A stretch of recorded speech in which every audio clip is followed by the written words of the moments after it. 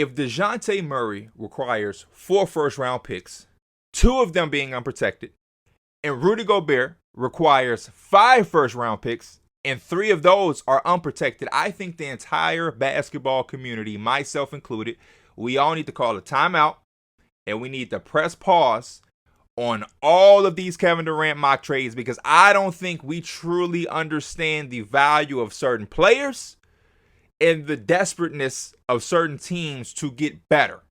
That's the first thing that came to my mind when I saw this trade was how many picks will it take to get Kevin Durant if it's taking 5 to get Rudy? 5 and 3 unprotected? Let's break down this trade. So, the Minnesota Timberwolves are acquiring Rudy Gobert. In exchange, I got to pull out my phone for this. I usually try to memorize. I really, really pride myself on memorizing things, but there's so many names in this trade that you got to bear with me. Malik Beasley, Patrick Beverley, Leandro Bolmaro, Walker Kessler, the 2022 first-round pick, and Jared Vanderbilt, also a 2023 first-round pick, unprotected, a 2025 first-round pick, unprotected, a 2026 first-round pick swap, and then you have a 2027 first-round pick, unprotected, and a 2029 top 5 protected first-round pick. Ladies and gentlemen, 2029. That's almost a decade from now. Overpaid is an understatement at this point. And I'm going to be clear. I really do think the Timberwolves got better. And I understand that's always the main goal of these teams is to get better. I love the moves that they made yesterday with bringing back Taurean Prince. Y'all know I love the Kyle Anderson signing when I had my NBA 2K22 Minnesota Timberwolves rebuild. One of the first moves I made was to go get Kyle Anderson. That always looked like a match made in heaven on paper. And then you go and you see that they got Rudy without giving up Jaden McDaniels, D'Angelo Russell, or anybody from the starting lineup besides Jared Vanderbilt. You say, oh man, the Timberwolves got extremely better. That was my first thought when I seen the initial trade, which was just the Timberwolves have acquired Rudy Gobert. I initially thought, okay, D'Lo is probably in this trade. Malik Beasley, because of his money, is probably in this trade. And then what? You threw in Jaden McDaniels and a couple of picks. But when I saw that they got this amount of picks and 3 of them had no protections, and then you got one all the way in 2029, which is a top 5 protected pick, I was like, sheesh. I think this one is going to come back and bite Minnesota. I don't even want to say it, but you know the phrase. It's going to come back and bite them in the end. I think this was an extremely, extremely very valuable trade for the Utah Jazz. You unload Rudy, who, hey, great marriage, great career in Utah for him to propel into the player he's been, especially the defensive player he's become. But to unload that contract, number one, and just be able to wash your hands with the entire situation from the COVID, him and Donovan Mitchell, the playoff disasters, all of those things. You get to wash your hands completely with it. And then on top of that, get all of those picks with the unprotections and that are so far away that even if the Timberwolves succeed with this trade and win a championship next year, 2029, there is no telling what this team look like. 2027, there's no telling what this team look like. These picks in these last 2 trades, with DeJounte going to the Hawks, with Rudy going to Minnesota, these trades are such high-risk trades when you're mortgaging your future that is so far. It's one thing to be willing to, part ways with picks that are in the now, if that makes sense. So you're trading for Rudy now. You feel like Rudy acquisition makes you a consistent playoff team, that those picks maybe aren't as valuable to you as an organization, even though we all see now with so much draft information and history, there's a lot of talent that's picked all over the draft. Top 5 to top 10 or just lottery picks aren't the only picks that should be coveted.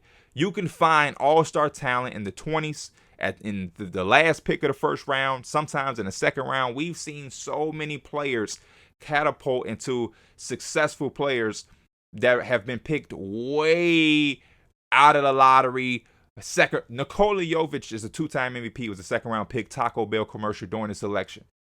Draft information and history shows us that all draft capital is important, depending on what team you are. But even if you're a championship level team, I look at the Warriors and I see they're just getting stacked and stacked and stacked. Even this year's past draft, I'm like, man, Patrick Baldwin, Ryan Rollins, like the rich just keep getting richer. But for a team like Minnesota, this trade does not put you over the top. And this trade, it impacts you beyond this. Like 2029, Rudy may not be on his team. Karl Anthony Towns probably could potentially not be on this team. He just signed a 4-year extension. Anthony Edwards, the league changes so fast, right? It's already hard to predict the landscape and how the league will look year by year. That's already a tough process. Never in a million years that I think a year ago that we were ever going to have James Harden, Kyrie, and Kevin Durant on one team. And when that happened, never in a million years could I predict the very next season James Harden would be on the 76ers. Never could I have predicted when Paul George signed his extension with the Oklahoma City Thunder that the very next year he was going to be on the Clippers with Kawhi Leonard. It's so many things that we can never even imagine that happen year by year, let alone what the league is going to look like 7 years from now. 7 years from now? Oh, man.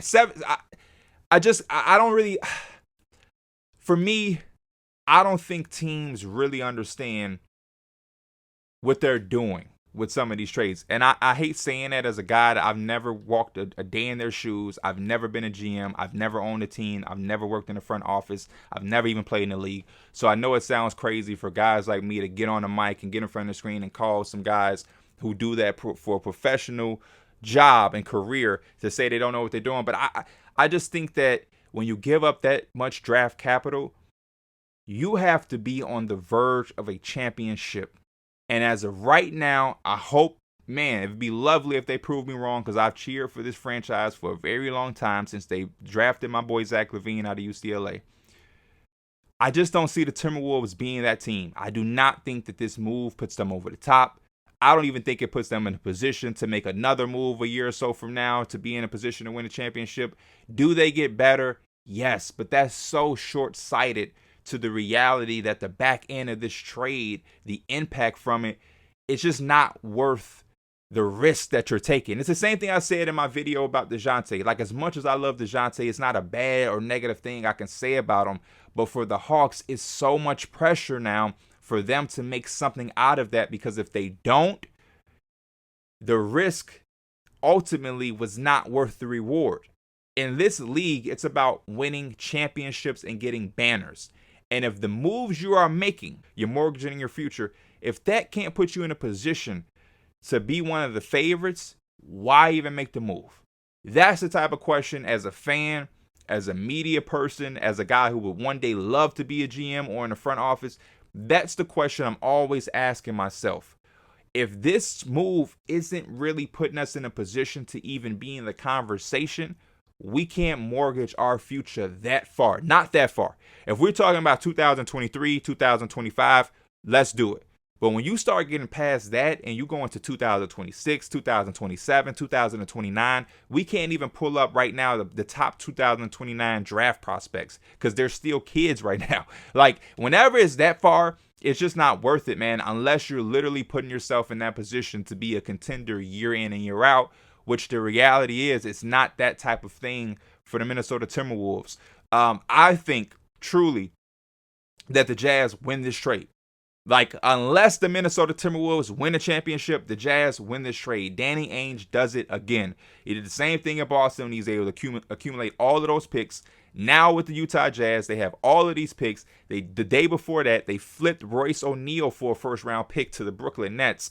And then you still have a couple of guys, I believe, could garner a first-round pick in the upcoming season, if not now. There's not a team, a contending team, that would not give you a first-round pick for Jordan Clarkson.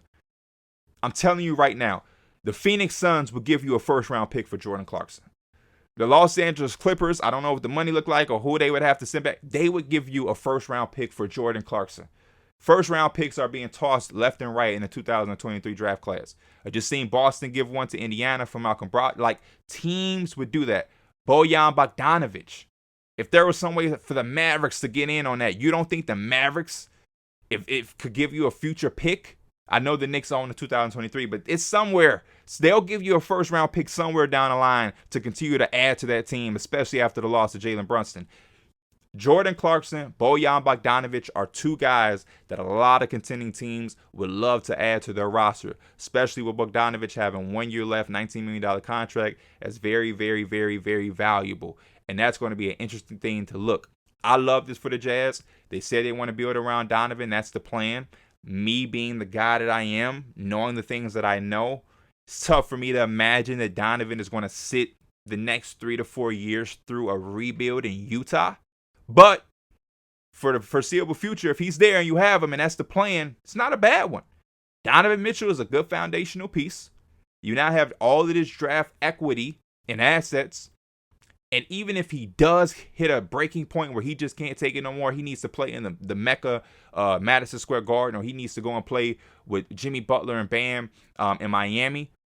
You're going to flip him, and you're probably going to be able to get 3 or 4 another first-round picks, and you'll have about 15 or 16 future first-round picks, if we're being honest. I think the Jazz are in a win-win position. You continue to build with Donovan with all the stuff that you're getting now, and even if he gets upset, you ain't going to do nothing but add 4 more picks, and Danny Ainge and the Utah Jazz are going to be able to rebuild from the bottom and out the mud to really try to turn that franchise around, because I do believe they were in one of the worst positions that I think a franchise could be in, which is in that middle pack where we're not good enough for championship, but we're good enough to comfortably make the playoffs year in and year out. And there is a conversation of, did Rudy Gobert plateau as a basketball player? He's going to be super good defensively during the regular season. Offensively, he's not going to be able to expose mismatches and just dominate the interior offensively. To make teams pay for going small. Donovan Mitchell wearing the responsibility of the entire offense, it clearly gets worn out and is not the defensive player that he was the first couple years. It just plateaued. It was just no room for them to really get better the way that their money was and the way that it was tied up. And plus, they are Utah Jazz. They're not known for getting a top-tier free agent. Like, even if the Jazz had money this year, do you really think they would be able to go get Zach LaVine? Could a Utah Jazz, could they convince a Bradley Beal, a Zach LaVine, an Anthony Davis, a Kyrie? Could they convince those guys to come join them? Probably not. So I think for a Utah Jazz organization, the best way to go was this. And you do not turn down a deal like this. I don't care how much you love Rudy, how much you love, his evolution of the player he's become under your system or whatever. You start from scratch. I think Will Hardy, the pickup that they had from the Boston Celtics, the Greg Popovich tree, a guy that I thought was going to be the successor for Greg Popovich before he moved on to Boston Celtics with Ime, great hire. And that hire did tell us that this was going to be a future team thinking about the long run instead of the right now, and I love this move for them. Don't get me wrong. I understand the Timberwolves are going to be better, but for this price, it's just not worth it. It's just not worth it. So ultimately for me, I believe the Minnesota Timberwolves damn sure overpaid for Rudy Gobert, and I think this is going to come back and bite them in the end. I think the Jazz, this is an A++ trade for them. It sets their future up, and it puts them in a position to where even if Donovan Mitchell axes out, they're up. They're up. They're only going to go up from now as far as the draft equity and real estate that they have. This is an A+ move for them. Minnesota Timberwolves, I'm going to give them like a C-.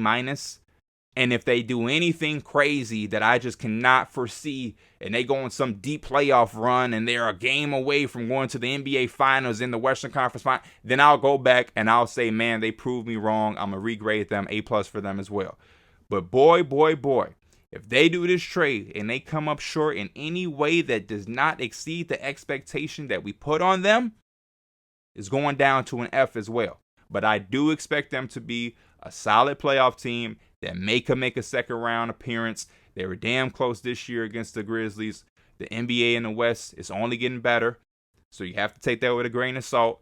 But they did get better, and I'll give them that. But boy, if they're a first round exit, if they get embarrassed in the playoffs, if we go through the same things with Rudy, if we see the same things with Cat, This is not going to look good. It's not going to look good. Y'all let me know y'all opinions in the comments. I am Pee Wee the Plug. This is NBA Weekly. The NBA free agency is going crazy, so please prepare to see more of me. I'll see y'all soon. I'm out. Peace.